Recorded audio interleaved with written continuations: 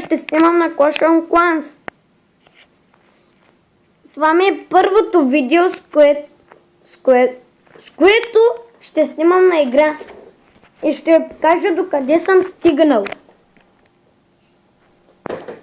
Момента зарежда. Също се надявам да се абонирате за каналът ми. И искам да ми казва... Явно съм мръшнат.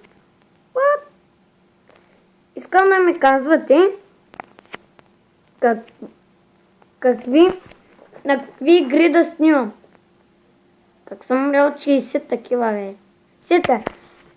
Тук сега бая умирам тук, защото още съм слаб. Както виждате, базата ми е слаба и не играя много.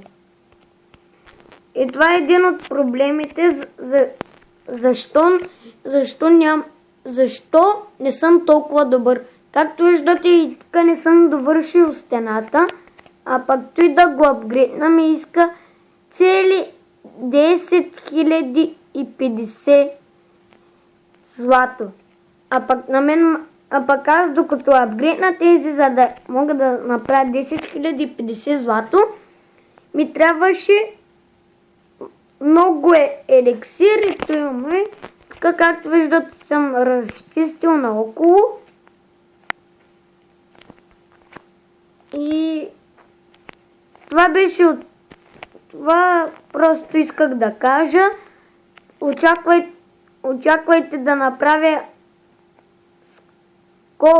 по-скоро след няколко минути, нов епизод. По-скоро на нова игра. Защото тук някакво да показвам. Тук включително си помпят тук някакви хора да ми стават. След това излизам, на другия ден влизам и просто ръшкам. Ръшкам най-много с гномовете, защото те много бързо се берат. Сега с тези 3 гнома, които имам, ще ви покажа. Те много бързо рушат тези. И на тях само това е целта. Сега почнаха да рушат и те събират. Много бързо. Сега бяха 3 и затова не събраха много. По-скоро нищо даже не събраха. И това беше всъщност. Исках само да ви покажа какво съм направил до сега. Че вече мога да снимам на такива игри. Също един приятел беше написал да играя на Minecraft Pocket Edition.